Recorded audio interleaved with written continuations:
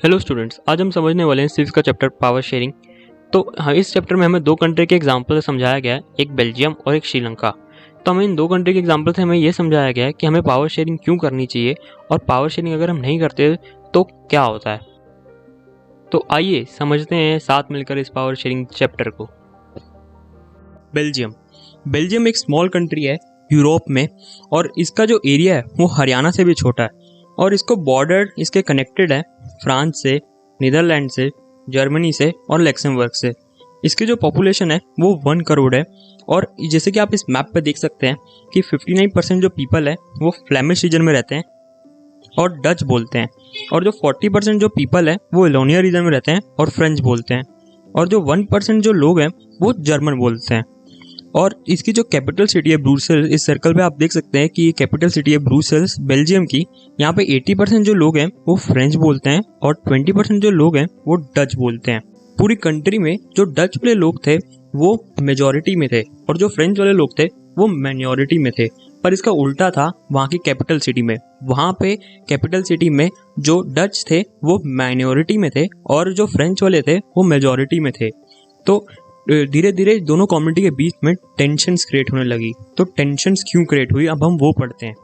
तो पहला रीज़न ये है टेंशन क्रिएट होने का कि जो फ्रेंच कम्युनिटी थी वो रिच थी और पावरफुल थी, और वो जो दूसरी कम्युनिटी को, डच कम्युनिटी को दबाना चाहती थी। और जो डच कम्युनिटी थी उनको उनके पास तो बेनिफिट्स तो थे, जैसे उनको इकोनॉमिक डेवलपमेंट का बेनिफिट था, उनको एजुकेशन का बेनिफिट था, पर ये बेनिफिट उनको बहुत देर से मिलते थे। इसलिए दोनों कम्युनिटी के बीच में धीरे धीरे स्ट्रेस बढ़ते जा रहा था। वहाँ की गवर्नमेंट ने डिसाइड करा कि वो अपने कॉन्स्टिट्यूशन में कुछ बदलाव करेंगी, और उन्होंने क्या ऐसा बदलाव करा कि वहाँ पे फिर से सब लोग मिलकर एक ही कंट्री में वापस रहने लग गए। तो अब हम पढ़ते हैं अकोमोडेशन इन बेल्जियम।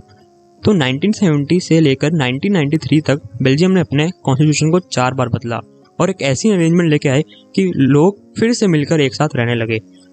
और अब हम पढ़ेंगे कि उन्होंने ऐसे अपने कॉन्स्टिट्यूशन में क्या लॉ को रिप्लेस करे कि जिससे वहाँ के लोग फिर से एक साथ रहने लगे। तो पहला बदलाव उन्होंने ये करा कि जो भी फ्रेंच स्पीकिंग मिनिस्टर्स थे और डच स्पीकिंग मिनिस्टर्स थे उनको इक्वल कर दिया सेंट्रल गवर्नमेंट में।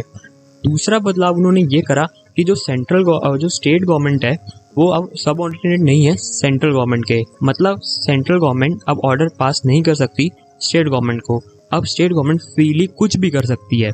थर्ड लॉ उन्होंने ये करा कि जो ब्रुसेल्स में दोनों कम्युनिटी को इक्वल रिप्रेजेंटेशन दे दी और उनकी एक सेपरेट गवर्नमेंट बना दी।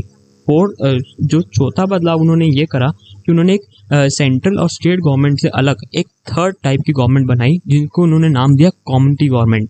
और ये जो गवर्नमेंट थी ये लोगों के प्रॉब्लम्स को सॉल्व करती थी, जैसे लैंग्वेज की प्रॉब्लम किसी को है या कल्चर की या education related issues, government third type की गवर्नमेंट ये कम्युनिटी गवर्नमेंट सॉल्व करती थी। तो ये तो हो गई बेल्जियम की स्टोरी। तो अब हम पढ़ते हैं कि श्रीलंका में क्या हुआ। श्रीलंका की पॉपुलेशन 2 करोड़ है और वहाँ पे 74% सिन्हाला स्पीकर्स रहते हैं जो कि सिन्हाला लैंग्वेज बोलते हैं, और 18% पीपल तमिल लैंग्वेज बोलते हैं। और तमिल लैंग्वेज में भी दो पार्ट डिवाइड है, एक है इंडियन तमिल्स और एक है श्रीलंकन तमिल्स। श्रीलंकन तमिल्स 13% है और इंडियन तमिल्स 5%। इंडियन तमिल्स वो हैं जो कई साल पहले श्रीलंका में रहने आए हुए हैं, और 13% जो श्रीलंकन तमिल्स हैं वो हैं जो पहले से ही श्रीलंका में रहते हैं, और वहाँ 7% क्रिश्चियंस रहते हैं और 1% अदर्स। तो ये थी श्रीलंका की एथनिक कॉम्पोजिशन। मेजोरिटेरिज्म इन श्रीलंका। तो पहले मैं आपको मेजोरिटेरिज्म का मतलब समझा देता हूँ। तो मेजोरिटेरिज्म का मतलब ये है कि मेजोरिटी को ही सपोर्ट करना। तो श्रीलंका की गवर्नमेंट ने सोचा कि सिन्हाला स्पीकर्स, उस लोग सिन्हाला जो लैंग्वेज बोलते हैं वो तो बहुत सारे हैं, तो उन्होंने उनको ही सपोर्ट करना शुरू कर दिया, उनके बारे में ही नए नए लॉज बनाने शुरू कर दिए, उनके बारे में सोचना शुरू कर दिया कि कैसे वो उनको कंफर्ट जोन में रख सकते हैं। तो उन्होंने जो फर्स्ट रूल बनाया वो ये बनाया कि उन्होंने 1956 में एक एक्ट पास कर दिया कि सिन्हाला ही ऑफिशियल लैंग्वेज है और कोई ऑफिशियल लैंग्वेज नहीं है। दूसरा रूल उन्होंने ये बनाया कि उन्होंने सिन्हाला जो बोलते थे उन लोगों को उन्होंने यूनिवर्सिटी पोजीशंस देनी शुरू कर दी, गवर्नमेंट जॉब्स देनी शुरू कर दी। थर्ड रूल उन्होंने ये बनाया कि वो उन्होंने उनका जो कल्चर था, उनका धर्म था, उसको प्रोटेक्ट करना शुरू कर दिया। तो ये सब रूल पास होने के बाद तमिल्स को ऐसा लगा, उन तमिल्स को एलाइनेटेड फील हुआ। और एलाइनेटेड का मतलब होता है कि उनको अकेलापन महसूस होने लगा, क्योंकि उनकी ना तो गवर्नमेंट इन लैंग्वेज को सपोर्ट कर रही थी, ना कल्चर को, ना रिलीजन को। तो उन्होंने सोचा क्यों ना हम भी अपनी डिमांड रखने के लिए एक अपनी ही अलग पॉलिटिकल पार्टी बनाए। तो अब जानते हैं हम उनकी क्या डिमांड्स थी। तो तमिल्स की पहली डिमांड ये थी कि उनको उनकी जो लैंग्वेज है तमिल, उसको ऑफिशियल लैंग्वेज बना दिया जाए। और दूसरी डिमांड ये थी कि उनको भी इक्वल अपॉर्चुनिटी, जॉब्स, एजुकेशन दी जाए, जैसे कि सिन्हला को दी जाती है।